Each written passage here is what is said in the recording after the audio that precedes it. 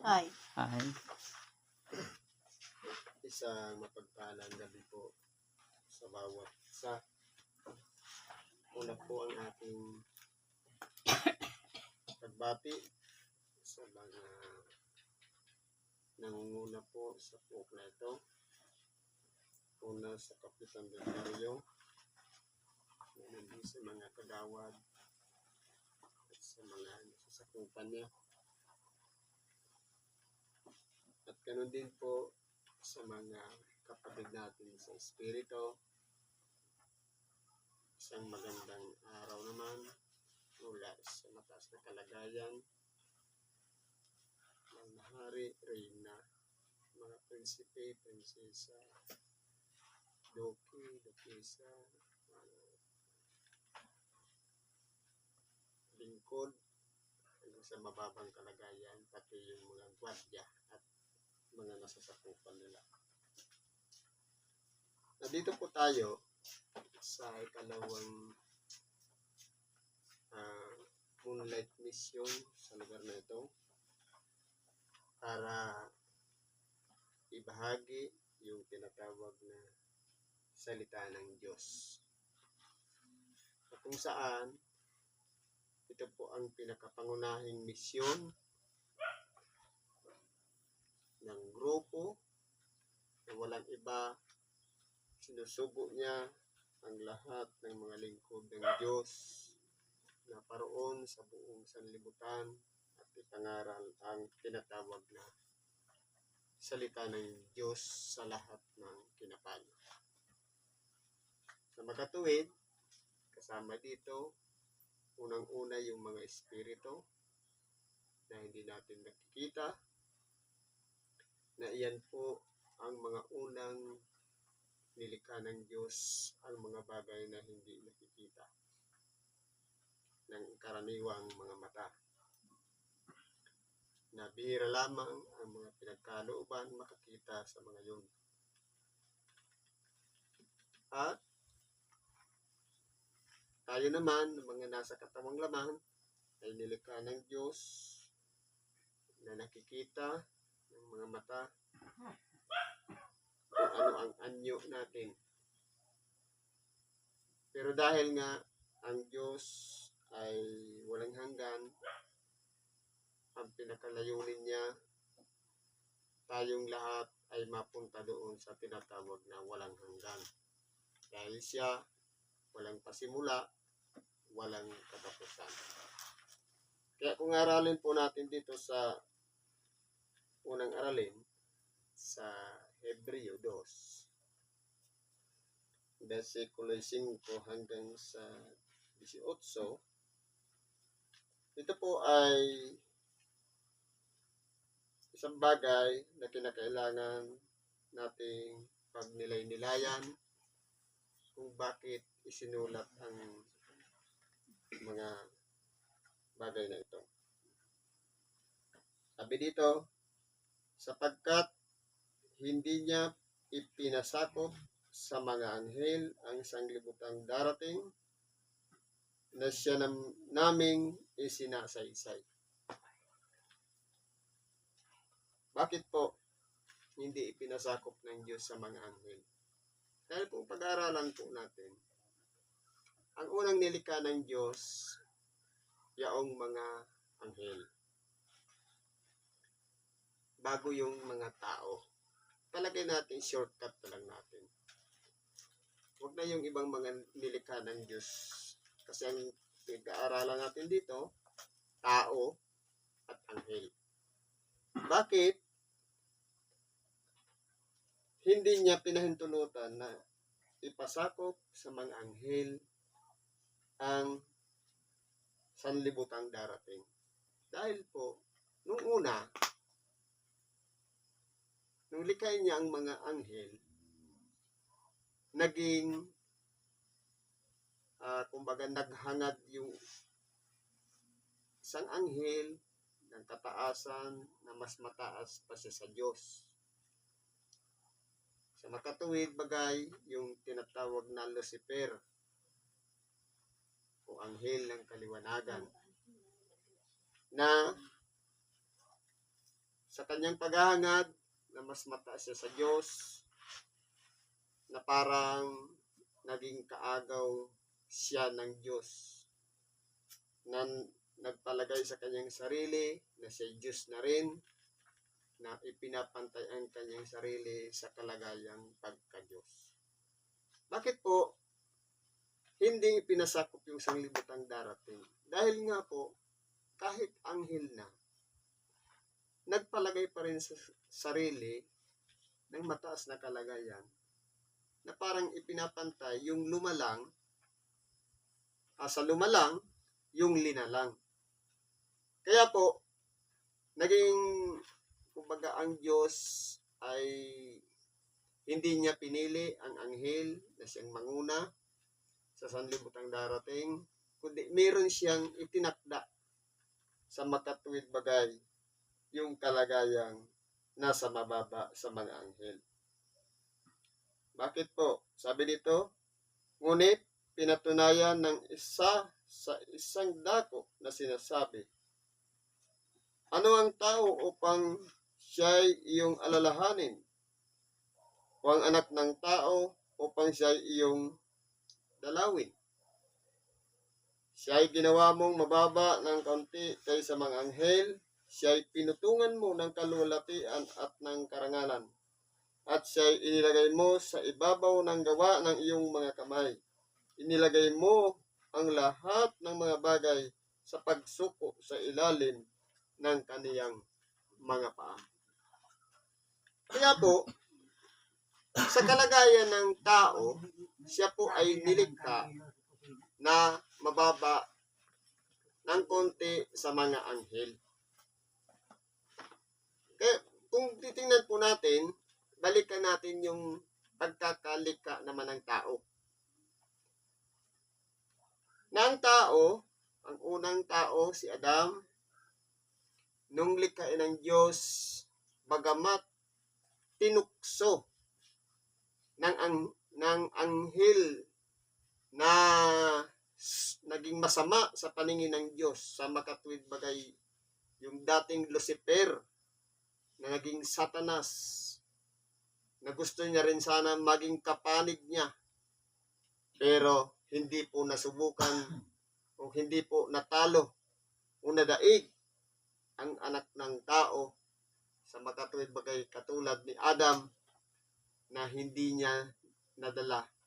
Kaya ang ginamit niyang taktika para lamang si Adam magkaroon ng pagkakasala sa harapan ng Diyos, yung kasama niya na babae na ibinigay sa kanya mula sa kanyang tadyang, yun ang ginamit para lamang magkasala si Adam. Kaya po kung aralin natin, yung anghel na nasa mataas na kalagayan ng tao, ang kanyang hinahangad pansariling kataasan na naghahanap siya ng kapanig, kakampi, na kung papaanong siya ay nanguna sa mga anghel na ibinagsak ng Diyos dito sa babaw ng lupa. Pati yung mga tao rin gusto niya rin sakupin. Pero ang tao po ay meron pang tsansa para magsisi at magbago, sapagkat nasa kalagayan ng tao na pag nagkakamali, kapag humihingi ng tawad, ay meron pang kapatawaran. Hindi katulad ng anghel na minsan lamang nagkasala ay hindi na po binibigyan ng pagkakataon ng panibagong pagbabago para sa kanila na sila'y mapatawad na muli. Kaya po, ang naging purpose ng Diyos na makapangyarihan sa lahat ay doon sa kanyang mga nilikha. Dahil ang anghel na minsan lamang na nagkasala ay wala ng pagpapatawad pa sa kanila. Samantalang yung nilikha niya na mas mababa ng kaunti kaysa mga anghel o ang anak ng tao, sa makatuwid bagay yung kalagayan natin, yung unang tao ay meron pang pagpapatawad na tinanggap sa Diyos. Kaya po, mas pinahalagahan ng Diyos ang kalagayan ng tao kaysa sa mga kalagayan ng nasa kalagayang anghel. Kaya po, kung aralin natin, ang Diyos po, bagamat ang tao ay ginawa na sa mababang kalagayan kaysa mga anghel, ay kanyang dinalaw sa pamamagitan ng kanyang bugtong na anak. Nung una, maraming mga sinugo na propeta upang pangunahan para magpahayag ng tinatawag na salita ng Diyos. Na ang kanyang bugtong na anak ay kasama na ng mga tao noon na siyang nangunguna. Doon naman sa lahat ng mga lingkod ng Diyos na naging tapat sa Kanya, yung mga anghel na hindi nadala o hindi nahikayat ni Satanas, yun naman ang pinangungunahan ng ating dakilang Panginoon Jesucristo, na sinasabi siya yung nakasulat sa lumang tipan na Panginoon ng mga hukbo. Sa makatuwid bagay ang ating dakilang Panginoong Jesucristo na nasa kalagayan pang Espiritu. Nainingatan niya ang lahat ng salit-saling lahi ng mga tao mula kay Adam hanggang kay Noe, patuloy kay Abraham hanggang kay Jose. Lahat ng yan ay isinulat sa mga kasulatan upang pagdating ng panahon ay ipanganganak ang isang bata sa makatuwid bagay mula sa isang berhing babae sa makatuwid bagay. Ito na yung panahon na ang ating dakilang Panginoon mamumuhay bilang nasa kalagayang tao. Kaya po kung tingnan natin, ang Diyos po ay ang atensyon niya nandun na sa tao. Kasi po ang tao, kumbaga sa proseso ng pag nagkamali, meron pang chance para magsisi ng kanyang mga kasalanan. Hindi katulad ng mga anghel na kapag nagkasala ay wala na pong ikalawang pagkakataon pa para magsisi at magbalik loob sa Diyos, kundi papunta na sila sa tinatawag na paghatol. Na iyan po ang inihanda ng Diyos sa darating na panahon. Sa katapusan ng sanlibutan, sa takdang panahon na ipinagkaloob ng Diyos kapag napasuko na ang lahat ng bagay sa ilalim ng paa ng ating dakilang Panginoong Jesucristo. Kaya po, napaka-importante sa kalagayan ng tao, sa makatuwid bagay ang ating dakilang Panginoon nung siya'y bumaba dito sa ibabaw ng sanglibutan. Bagamat siya'y nilikha ng mababa kaysa mga anghel, siya naman ay pinutungan ng kaluwalhatian ng karangalan dahil po sa kanyang katapatan at pagsunod niya sa kanyang Ama na walang iba, ang Ama nating Diyos na makapangyarihan sa lahat, na sumasa kanya nung siya'y nabubuhay dito sa ibabaw ng sanlibutan. Kaya po, sa pagkakataong ito, ang tao po ang mas pinahalagahan ng Diyos. Dahil po, naranasan ng ating dakilang Panginoon ang hapdi ng araw, ganun din dahil nasa kalagayang tao na mahina, umarupok. Pero po, dahil nga sa siya'y nasa kalagayang espiritu na mas mataas na kalagayan kaysa sa tao, na lalang ng Espiritu Santo na nabuhay dito sa ibabaw ng lupa, kaya napagtagumpayan niya ang pagiging isang tao na siya'y nanguna upang ipangaral ang kaharian ng Diyos sa makatuwid bagay para ang tao ay mapunta sa tinatawag na kaligtasan. Kaya po kung aralin natin sa paligid natin ngayon, bakit maraming mga espiritu ang naiinggit sa kalagayan ng tao? Kung aralin natin, ang pahayag ng salita ng Diyos na unang ipinagkaloob sa mga tao.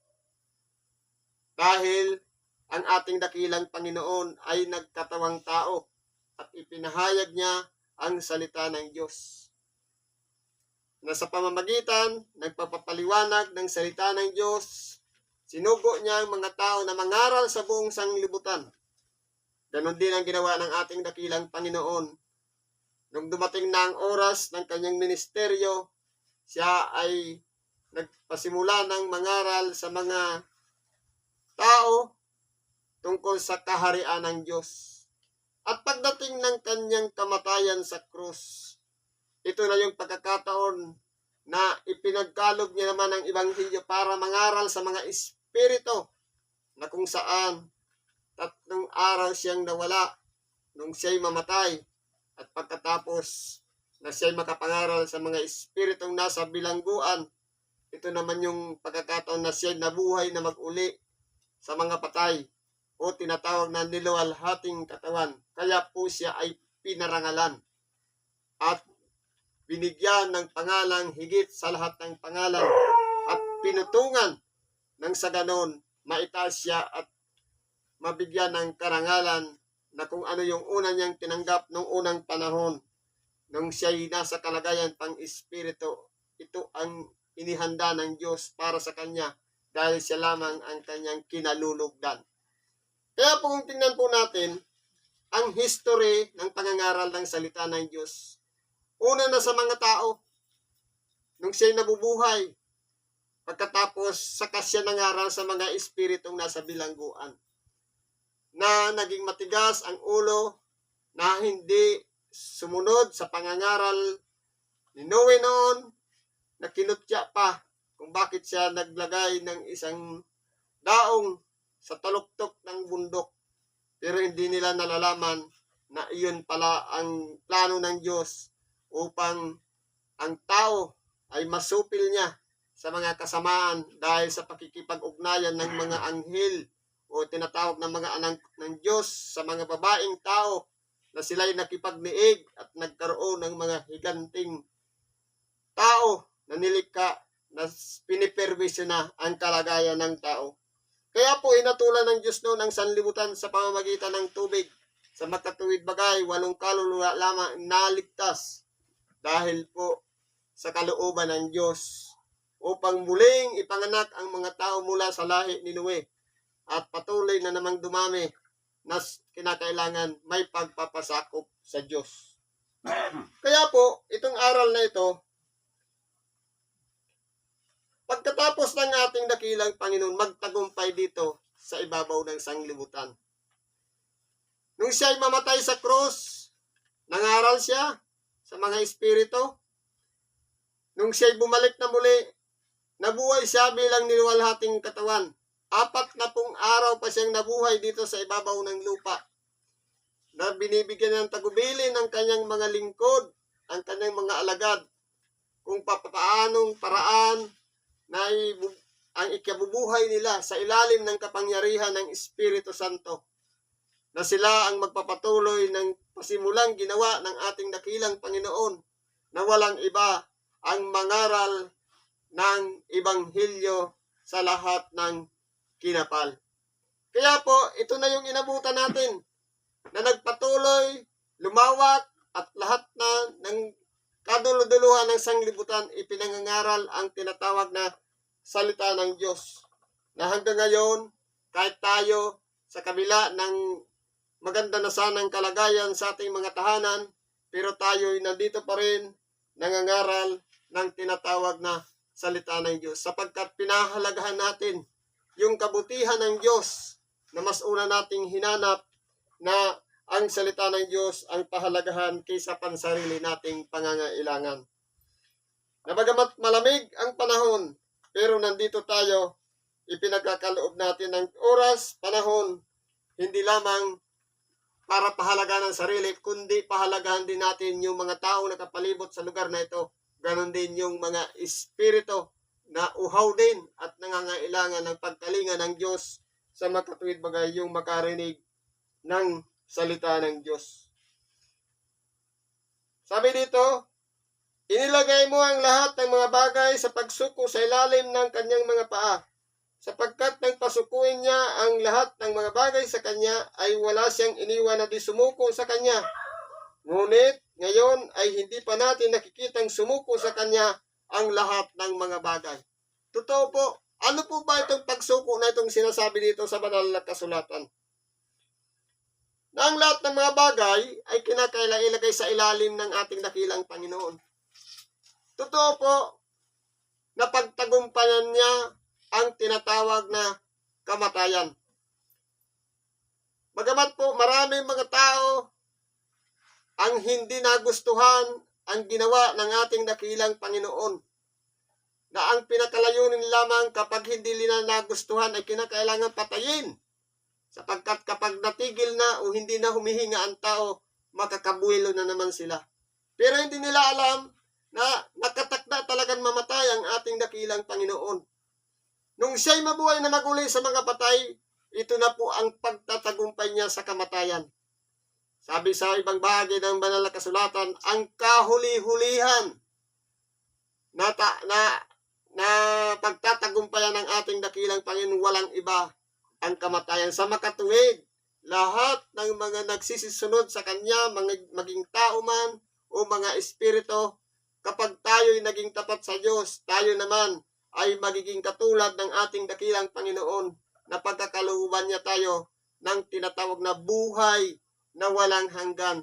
Sang-ayon sa naging pangunahing bunga na walang iba ang ating dakilang Panginoon na nagtagumpay na siya'y pinagkalooban ng buhay na walang hanggan. Nandun na sa kanyang trono, sa kanan ng Diyos, nag-aantay na lang ng panahon kung kailan susubuin ng Ama upang bumalik, upang hatulan ang sanlibutan sa kanilang mga gawa.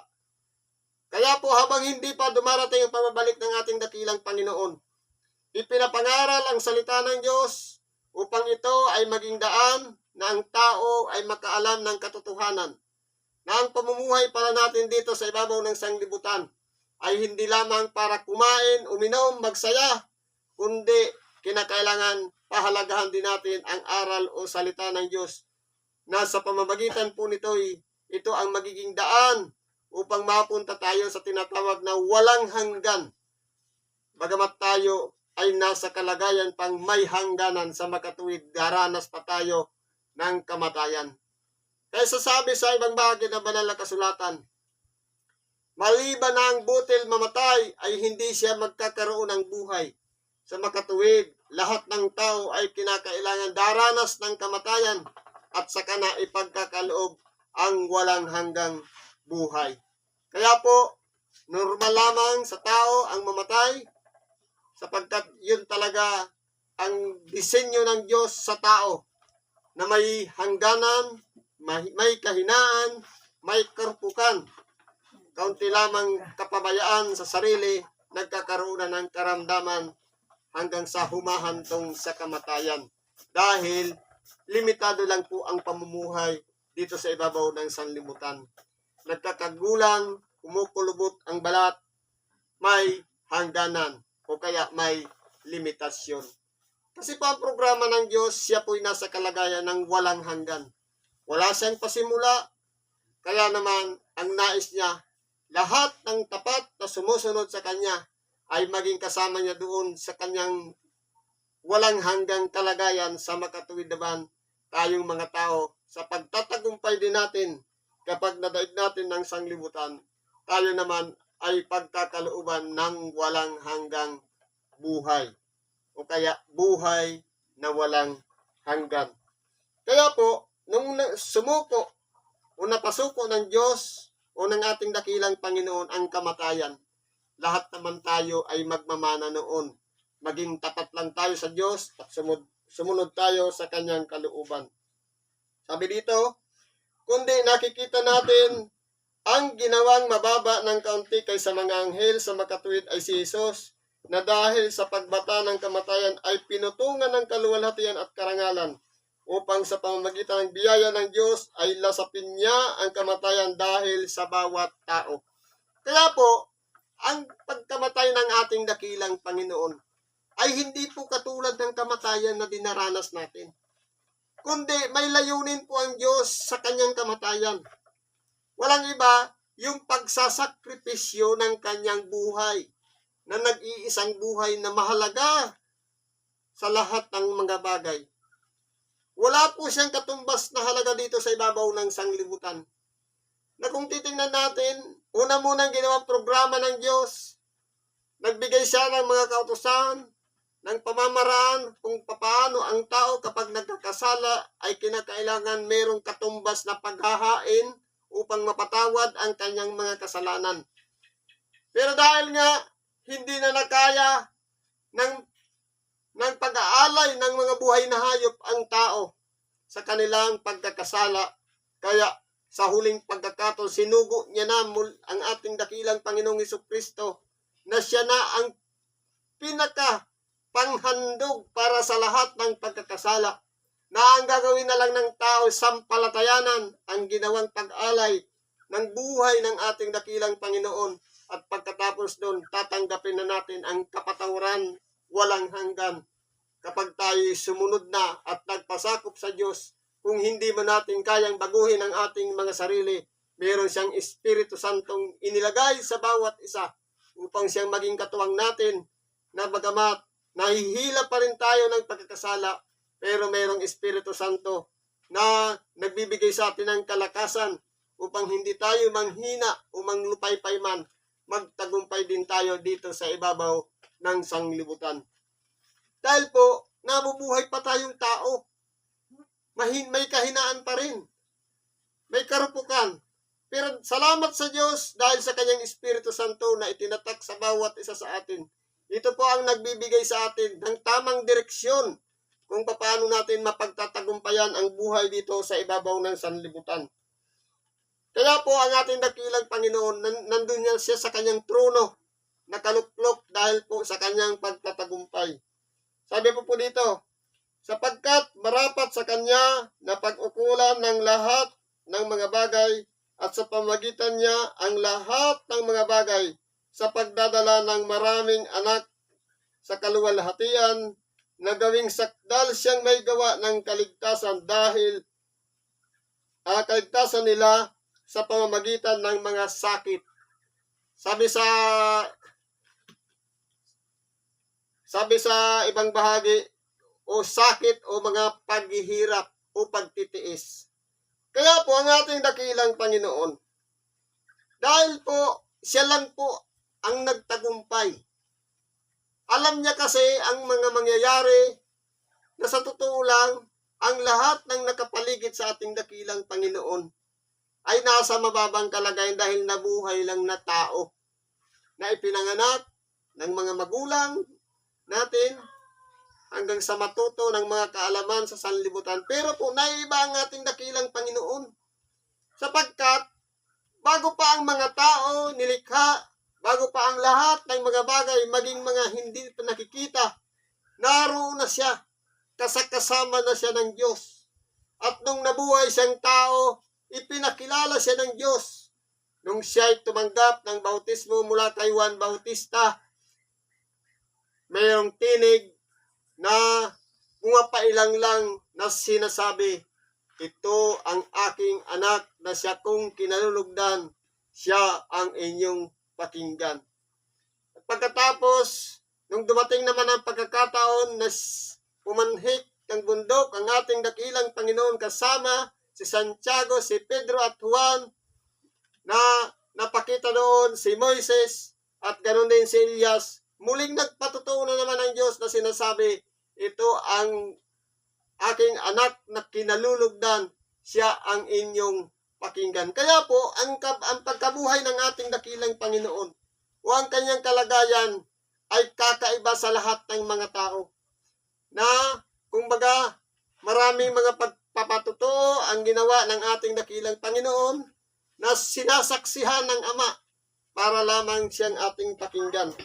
Kaya po, dahil po sa inggit ng mga tao, kanyang pinagplanuhan ang ating dakilang Panginoon na mawala siya mawala siya doon sa mga tao na pinaghahangaan ng mga tao, Dahil una, ipinapahayag niya na ang kaharian ng Diyos, tumutulong pa siya sa may mga karamdaman, nagpapagaling pa siya, at kung ano-ano pang mga ginagawa niya. Pero ano pa ang ginanti ng mga tao? Sa halip na sampalatayanan o kilalanin ang kadakilaan ng ating dakilang Panginoon, lahat sila ay nagsisigawan na ipako siya sa krus. Hindi pa nakontento sa sentensya, sila pa ay dinuwahagi, pinaghahampas, pinagpapalo, at kung ano-ano pang pag-alimura na parang ipinalalagay nila ang ating dakilang Panginoon ay walang kwenta sa harapan ng maraming mga tao na pinangungunahan ng mga saserdote, ng mga matatanda ng bayan hanggang sa may pako sa krus ang ating dakilang Panginoon. Kaya po hindi po nila kinilala ang kabutihang ginawa ng ating dakilang Panginoon, kundi ibinilang siya sa mga suwail, sa mga walang kwentang tao na handa nilang isakripisyo para lamang mamatay sa krus. Pero yun pala ang programa ng kanyang Ama, ng Diyos nating lahat, o Diyos, Ama din ng ating dakilang Panginoon, na kinakailangang maialay ang kanyang buhay alang-alang sa bawat isa sa atin. Na yung mga sakripisyo na kanyang dinanas, yung mga hampas at palo, yun pala ay dapat sana tayo ang tatanggap, pero lahat ng yun ay tinanggap ng ating dakilang Panginoon. Kaya po, sa pamamagitan ng sakripisyong yaon na tinanggap ng ating dakilang Panginoon, magpasalamat po tayo. Ang gagawin na lang natin, ipalalagay natin ang ating sarili na dapat sana tayo yung hinahagupit, tayo yung pinapalo.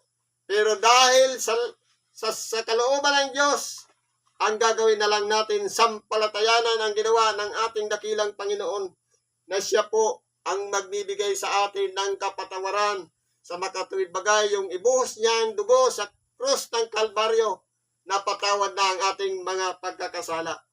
Kaya po, ipagpasalamat natin sa Diyos dahil sa kanyang kabutihan, hindi niya po tayo binaliwala, kundi binigyan tayo ng pagkakataon baguhin ang ating mga buhay na walang iba. Isuko din natin ang ating mga sarili na handa tayong magpasakop at sumunod sa kalooban ng Diyos. Kaya po tayo gumagawa ngayon. Pinatutuhanan din natin sa ating mga sarili na handa rin tayong magsakripisyo ayon sa kalooban ng Diyos, na maglaan ng oras at panahon para ang Ibanghilyo may pangaral sa lahat ng kinapal.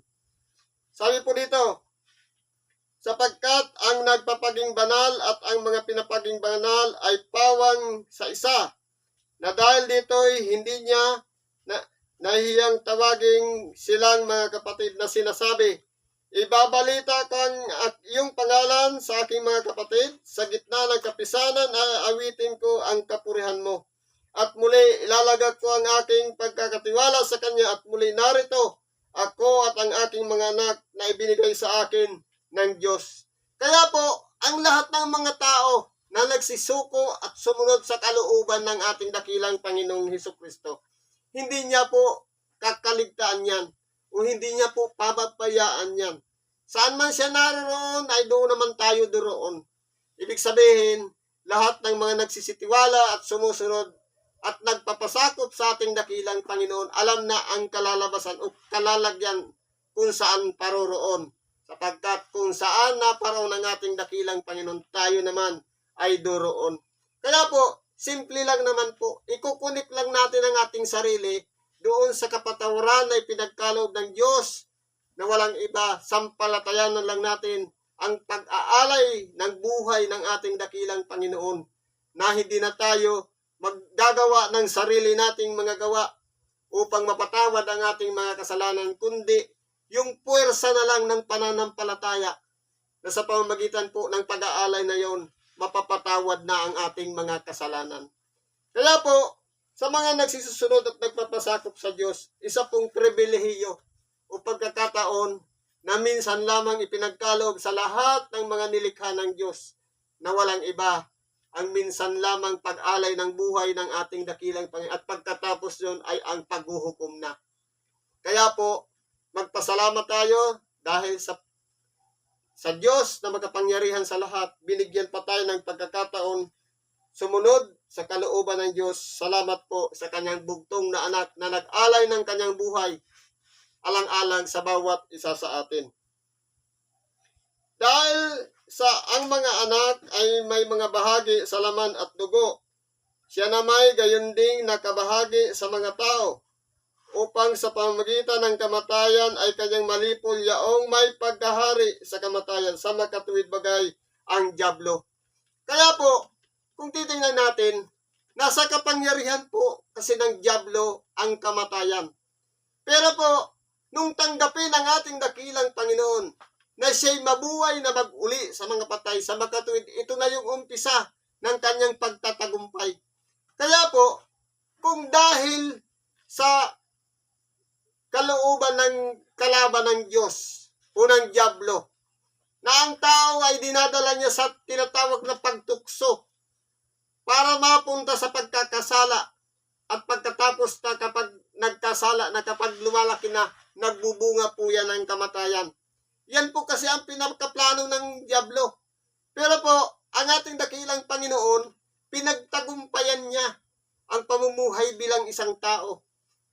Kaya po, ang gagawin na lang natin, sampalatayan na natin yung ginawa ng ating dakilang Panginoon, at sundin natin yung kanyang mga aral, pasakop tayo sa Diyos, at pagkatapos po doon, hayaan natin ang Espiritu Santo ang magdala sa atin kung saan tayo dadalhin, sapagkat yan po ay sinugo ng Diyos mula sa Kanya at pabalik sa Kanya. Kapag siya'y ating sinusundan, papunta rin tayo sa Kanya. Kaya po, kung ang tayo po ay nasa ilalim na ng kapangyarihan ng Diyos, handa nating isakripisyo din ang ating sarili alang-alang sa Diyos. Dahil po, ang pinakaprograma po talaga ng Diyos, lahat ng mga nagsisusunod sa Kanya ay magtagumpay katulad ng Kanyang bugtong na anak na nagtagumpay, papunta doon sa buhay na walang hanggan. Kaya po, kung tayo man ngayon, daranas pa ng kamatayan dahil nasa ilalim pa ng kapangyarihan ng dyablo, kapag tinamo na rin natin ang buhay na inihanda ng Diyos sa bawat isa sa atin, sa makatuwid bagay ang buhay na walang hanggan, ito na rin yung pagtatagumpay natin dito sa ibabaw ng sanglibutan. Regalo po yan ng Diyos sa lahat ng mga nagpapasakop at sumusunod sa kalooban ng Diyos. Tayo pong mga tao at maging mga espiritu ay binibigyan ng pagkakataon na magsisi at magbalik loob sa Diyos. Pasakop tayo sa Diyos para tayo lahat mapunta doon sa tinatawag na inihanda ng Diyos na buhay na walang hanggan. At maliligtas silang lahat na dahil sa takot sa kamatayan ay nangasa ilalim ng pagkaalipin sa buong buhay nila. Totoo po. May mga tao po kasi ngayon takot mamatay. Pero po, sa isang lingkod ng Diyos, sabi nga, ang takot kaugnay parusa. Kung tayo po ay may takot sa kamatayan, alam natin may karugtong yun na parusa. Pero sa isang tao na napasakop na sa Diyos, hindi niya iniisip kung mamamatay na siya bukas o ngayon. Ang mahalaga po doon, na siguro natin ang ating mga sarili na tayo'y sumusunod sa kalooban ng Diyos. Kaya iwawaksi natin yung takot. Kundi, ilala natin ang ating sarili. Daranasin talaga natin ang kamatayan. Lamang una-una lamang, depende po sa bawat isa sa atin kung hanggang saan ang buhay na itinakda ng Diyos sa bawat tao hanggang sa humantong sa kamatayan. Kaya po ang paghahandaan natin, yung pagkatapos ng kamatayan, ano po ba yung kasunod? Sapagkat ito na yung karugtong. Ang mahalaga, bago tayo malagutan ng hininga, nakapaghingi tayo ng tawad sa Diyos. Sabi po dito, sapagkat tunay na hindi niya tinutulungan ang mga anghel, kundi tinutulungan niya ang mga binhi ni Abraham. Totoo po. Ang mga anghel, kapag nagkasala, wala ng puwang o second chance para mapatawad silang muli sa kanilang mga kasalanan. Pero yung mga binhi ni Abraham, meron pang tsansa sapagkat nasa kalagayang tao na walang iba. Mula rin sa binhi ni Abraham, ipinanganak ang isang tao na tinatawag na anak ng tao, anak ng Diyos, na siyang nanguna papunta doon sa buhay na walang hanggan, na pagtagumpayan niya ang kamatayan. Kaya kung tayo po ay nagsisunod sa ating dakilang Panginoon, doon naman po ang magiging direksyon ng ating mga buhay. Totoo, lahat tayo mamamatay, pero mapagtatagumpayan din natin ang kamatayan sa takdang panahon na inihanda ng Diyos sa bawat isa sa atin. Kaya po, mas binigyan ng pabor ng Diyos yung anak ng tao kaysa sa mga anghel. Dahil po, mas minahal niya ang tao, kaya mas pinili ng Diyos na mabuhay ang ating dakilang Panginoon, sabi sa ibang bahagi ng kasulatan, at siya'y nagkatawang tao.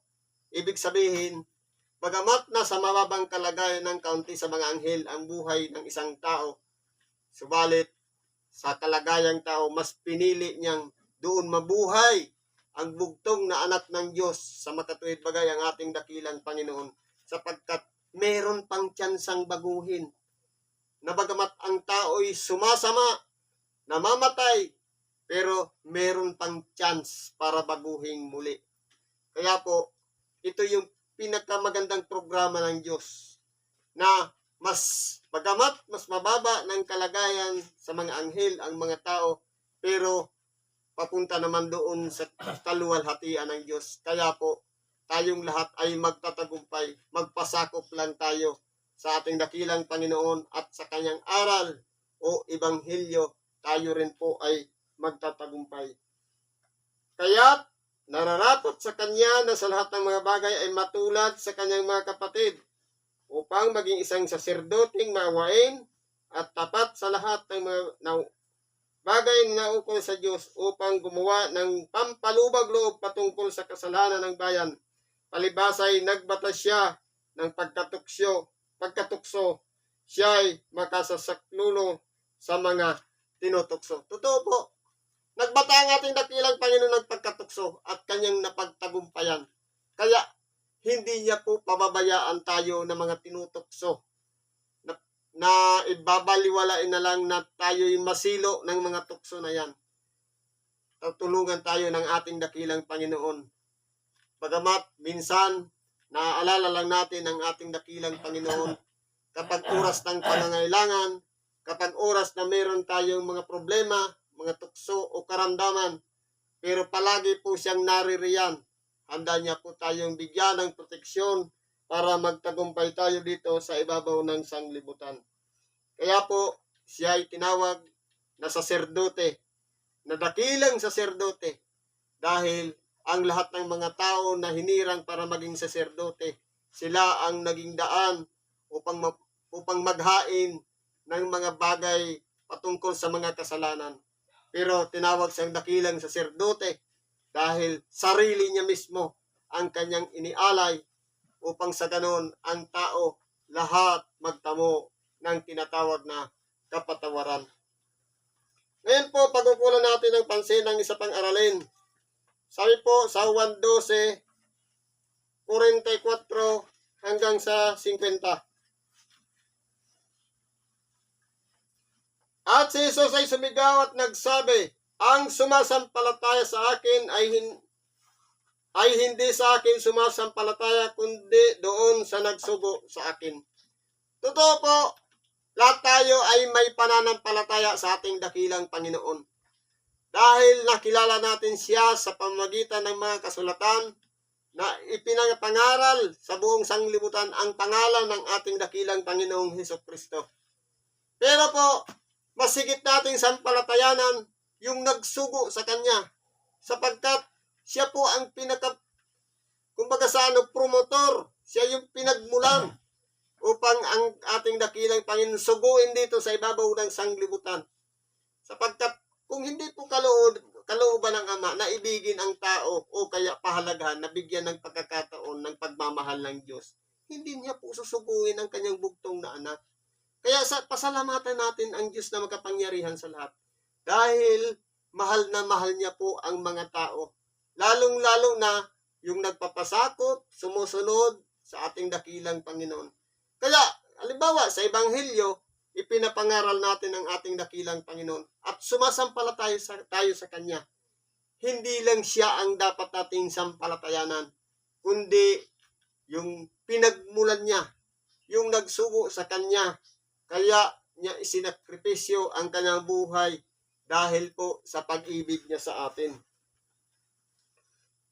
At ang nakakita sa akin ay nakakita doon sa nagsugo sa akin. Ito po yung mga pagkakataon na ipinapangaral ng ating dakilang Panginoon ang salita ng Diyos. Pero po, marami sa mga nakapaligid sa ating dakilang Panginoon, hinahanap yung tinatawag na Ama. Sabi ng ating dakilang Panginoon, ang nakakita sa akin ay nakakita sa nagsugo sa akin. Sa makatuwid, siya'y larawan ng Diyos. Pero tayong mga tao, larawan din ng Diyos. Wangis din tayo ng Diyos. Pero po, ano po ang ginagawa natin sa mga ginawang kalarawan ng Diyos? Minsan po, tinutuya natin. Minsan, ang tingin natin sa kanila'y masama. O kaya, pangit. Dapat pa natin gawin yan? Kung tayo nga'y larawan ng Diyos, si Kristo nga'y larawan din ng Diyos. Siya'y nabuhay dito sa ibabaw ng sanglibutan. Kinakailangan kung papaanong nakikilala natin ang ating dakilang Panginoon at sinasampalatayanan natin. Sinasabi, ang nakakita sa akin ay nakakita na sa aking Ama. Ganon din dapat ang gawin natin sa ating kapwa na yan din ay nilikang kalarawan ng Diyos. Kaya po dapat meron tayong pagmamahal o pag-ibig sa ating kapwa na ayaw natin silang masaktan, ayaw natin silang mapahamak, ayaw natin silang maparusahan, kundi lahat tayo ay sama-sama na kinakailangan magtagumpay dito sa ibabaw ng sanglibutan. Kaya po, kung aralin natin, maraming mga tao nakapaligid sa ating dakilang Panginoon, hindi po tinatanggap ang aral na ito. Sapagkat, ano nga ba naman ang pinagbabatayan nila? Ang ating dakilang Panginoon na buhay bilang isang anak ng anluwagi, buhay karpintero o isang panday, na kung titingnan nila, saan kaya kumukuha o umuhugot ang ating dakilang Panginoon ng kanyang mga iniaaral sa mga tao? Samantalang anak lang naman ng panday. Pero, kung titingnan natin, mahirap po mapaniwala ang mga tao ng mga panahon na nabubuhay pa ang ating dakilang Panginoon. Pero yung mga tao na nasa ilalim ng kapangyarihan ng mga mababang espiritu, lalong-lalo na yung mga karumaldumal na espiritu, nakikilala ang ating dakilang Panginoon. Kaya ano pong ginagawa ng ating dakilang Panginoon kapag nagsasalita ang mga espiritu na nakakakilala sa Kanya? Sinasaway niya at pinaglalayas niya agad ang espiritu upang hindi malaman ng mga tao kung sino siya. Ganyan po ang ginagawa ng ating dakilang Panginoon. Mabuti pa yung mga mababang espiritu, nakikilala siya, pero yung mga taong nakapaligid sa Kanya, hindi siya tinanggap. Kahit ang aral niya, hindi nila kinilala. Kahit sabihin pa niya, ang nakakita sa akin ay nakakita na sa Ama. Pero hindi po nila iniuugnay sapagkat iba ang pamantayan nila sa sinasabing Ama ng ating dakilang Panginoon at iba naman ang ating dakilang Panginoon. Kumbaga, sarado ang kanilang isipan, ang kanilang unawa at hindi nila matanggap na ang isang anak ng anluwagi ay mangangaral sa kanila ng ganon, ng mabuting balita para sa kanila sapagkat ang tingin ng mga nakapaligid sa ating dakilang Panginoon, marurunong sila sapagkat tangan-tangan na nila ang mga kautusan, ang mga kasulatan, ang mga hula ng mga propeta na ang tingin nila ang Mesiyas ay panganganak na sa magandang kalagayan, nasa kumbaga kapitapitagang kalagayan, pero bakit naging anak lang ng isang panday? Kaya po, hinahatulan nila ang ating dakilang Panginoon, pero patuloy pa rin nangangaral ang ating dakilang Panginoon na sinasabi niya, ang nakakita sa akin ay nakakita na doon sa nagsugo sa akin. Pero hindi po nila yan tinanggap. Ano pa sabi dito? Ako'y naparito na isang ilaw sa sanglibutan upang ang sinumang sumampalataya sa akin ay huwag manatili sa kadiliman. Kaya nagpatuloy pa rin ang pangangaral ng ating dakilang Panginoon. Nasabi niya, ako'y naparito na isang ilaw na walang iba para ipakilala sa mga tao ang lahat ng kanilang mga kamalian, ang lahat ng kanilang mga kasalanan. Na kumbaga, ang mga taong nasa kadiliman nagagawa ang lahat ng mga pagkakasala o lahat ng karumihan o kasamaan dito sa ibabaw ng sanglibutan. Nung dumating ang ating dakilang Panginoon, siya ay naging ilaw para ipakita niya na ang lahat ng mga tao ay masama, lahat ng mga tao ay makasalanan. Kinakailangan lahat ay magsisuko sa ilaw, pero hindi po nila kinikilala ang ilaw na yan.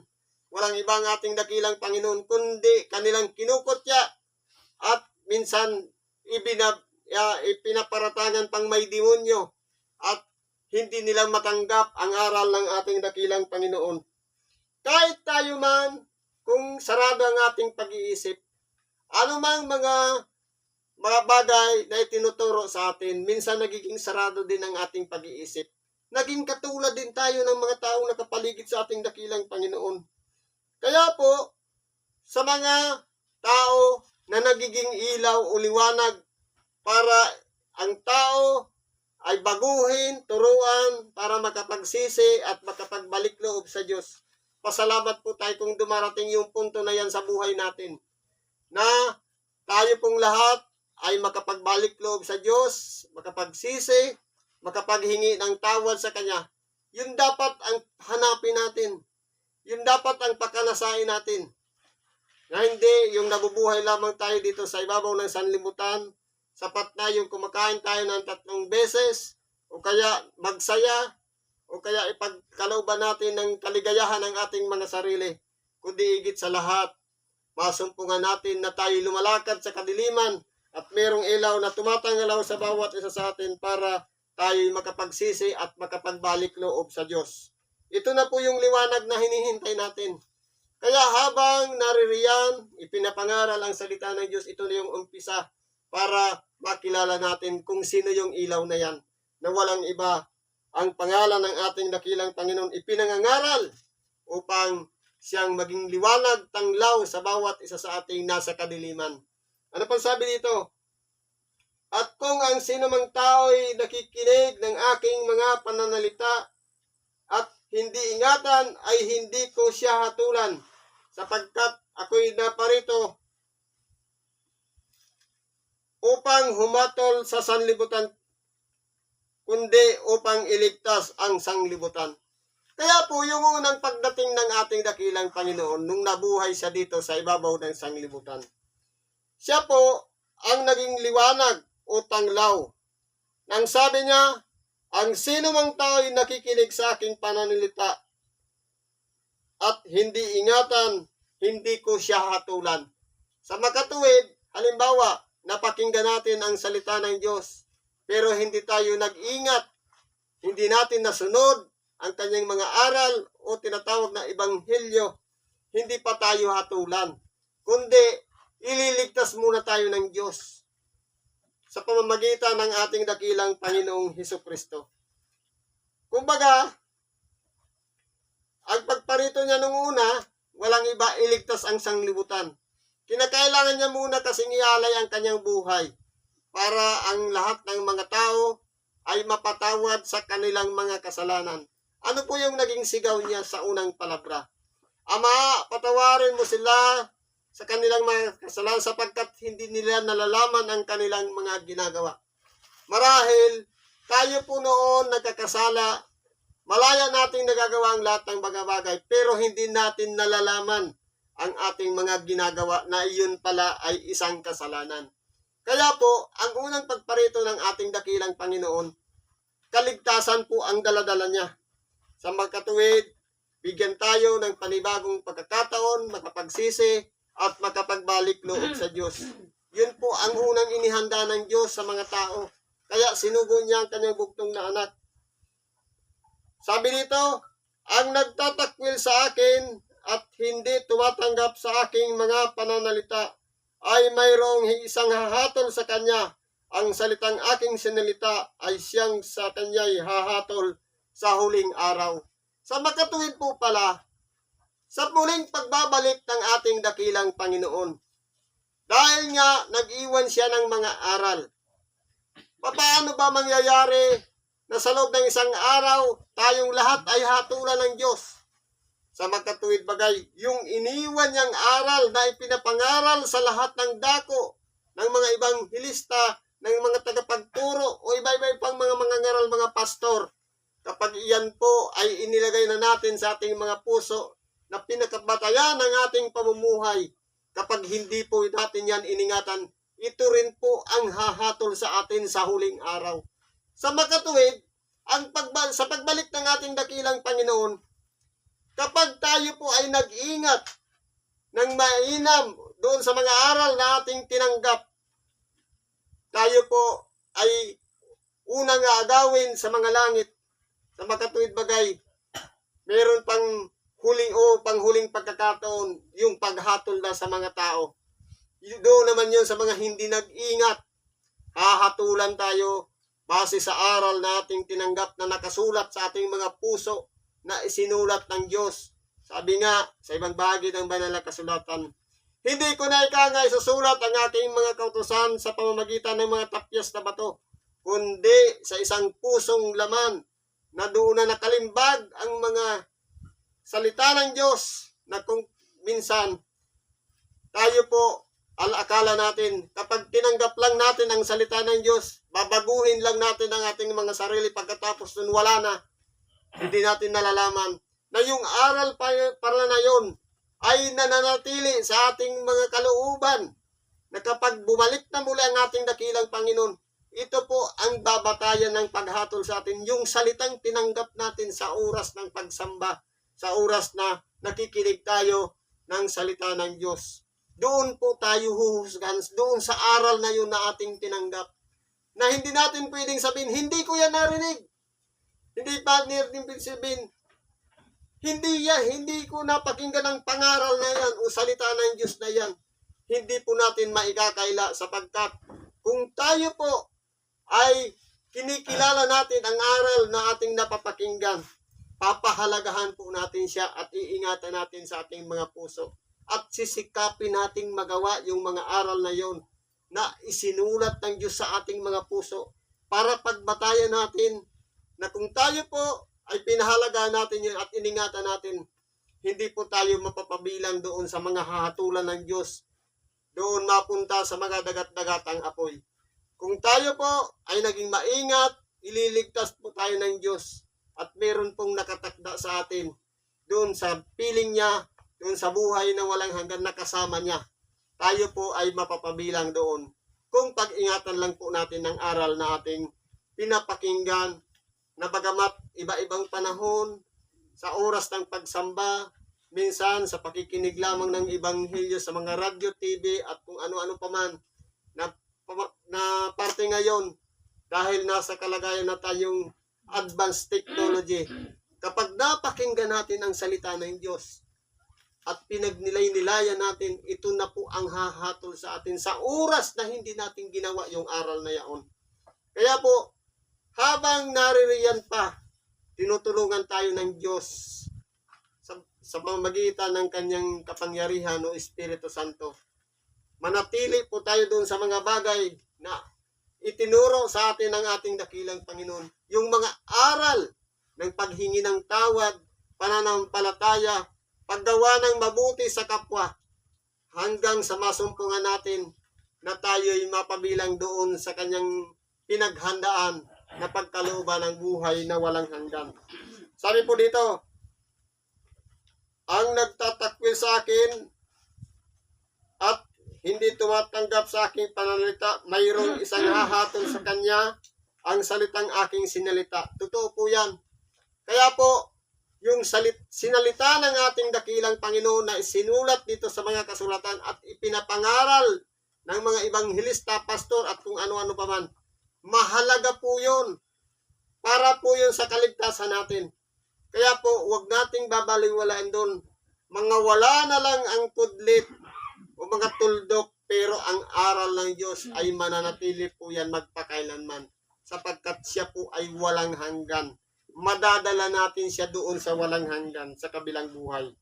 Sapagkat ako'y hindi nagsasalita ng mula sa aking sarili, kundi ang Ama na sa akin ay nagsugo, ay siyang nagbigay sa akin ng utos kung ano ang dapat kong sabihin o kung ano ang dapat kong salitain. Kaya po pala ang ating dakilang Panginoon, minsan kung pag-aaralan natin ang kanyang buhay, minsan po nagsasalita siya sa kalagayan ng isang tao. Minsan po nagsasalita siyang hindi siya sa kalagayang tao. Sapagkat nananahan ang Ama sa kanya.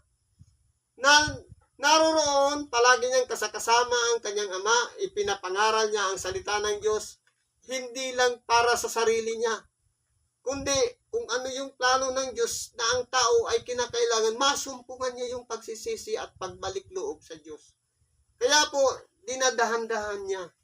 Totoo, lalong-lalo na sa panahon natin ngayon, may tamang timing ang pagsisisi at pagbalik loob sa Diyos. Hindi ura-urada. Kasi may mga tao na matigas ang puso at ulit-ulitin mong pahayagan ng salita ng Diyos, ayaw pa rin talagang tanggapin ang salita ng Diyos. Kaya may tamang pagkakataon o timing na darating ang panahon na kapag itinakda ng Diyos sa isang tao na makilala niya sa kanyang sarili, lalong-lalo na kapag ginagalaw ang katawan sa pamamagitan ng karamdaman, saka nakikilala na mayroon palang Diyos. Dahil po ang tao, kapag malakas ang pangangatawan, wala pong Diyos na hinahanap. Pero sa oras na magkasakit na, doon na magsisigaw ng Diyos ko po, hindi ko na kaya, nahihirapan na ako. Patawad po sa lahat ng mga nagawa kong pagkakasala. Kaya po may tamang timing. Ang Diyos po lamang ang nakakalam sa buhay natin. Kaya sa oras na makilala natin ang Diyos, pahalagahan natin siya. Yung araw na kung kailan natin nakilala si Kristo, na nakilala natin sa ating sarili, na tayo'y nagsisi ng ating mga kasalanan, ito na po yung birthday natin ng ating pagiging isang Kristiyano o lingkod ng Diyos na nahanda na tayong magpasakop sa Kanya. Ganyan po yan. Sa panghuling bahagi, at nalalaman ko na ang kaniyang utos ay buhay na walang hanggan. Ang mga bagay nga na sinasalita ko ay ayon sa sinabi ng aking Ama, gayon ko sinasalita. Kaya po, simple lang naman ang utos ng ating dakilang Panginoon na ibinigay sa kanya ng Ama. Ang utos ng buhay na walang hanggan. Programa po yan ng Diyos, ini-offer sa bawat isa sa atin. Siyempre, maganda yun, gustong-gusto natin yun. Dahil kumbaga, ang buhay natin ngayon, may hangganan, may limitasyon, namamatay. Yung offer niya, buhay na walang hanggan. Pero siyempre may proseso. Kinakailangan muna, isuko yung sarili. Humingi ng tawad. Magpasakop sa Diyos. At pagkatapos doon, kung may tagumpay tayo, hanggang sa huling hininga ng ating buhay, nakapaghingi tayo ng tawad, nakapagsisi tayo, at iningatan natin yung mga aral na ating tinanggap, sigurado po, ito na yung insurance na ini-offer ng ating dakilang Panginoon, yung kasiguruhan ng ating nag-iisang kaluluwa. Totoo, meron pong nakaambang kamatayan, pero hindi pa po yun. Dahil may extension pa ang tao sa oras na mamatay, meron pang karugtong yan. Ito na yung pamumuhay natin sa ilalim ng kapangyarihan ng buhay na walang hanggan, nakasama ni Kristo doon sa kanyang kaluwalhatian. Kaya po, ang buhay ng tao minsan lamang dito sa ibabaw ng sanglibutan. Sabi nga, katulad ng isang aso na minsan na lumulutang pagkatapos napaparan. Sa minsan lamang naging nabuhay na tao dito sa ibabaw ng sanglibutan. Hindi na po tayo babalik dito muli para danasin muli ang kamatayan, kundi minsan lamang tayo pinigyan ng pagkakataon ng Diyos, manumbalik tayo sa Diyos.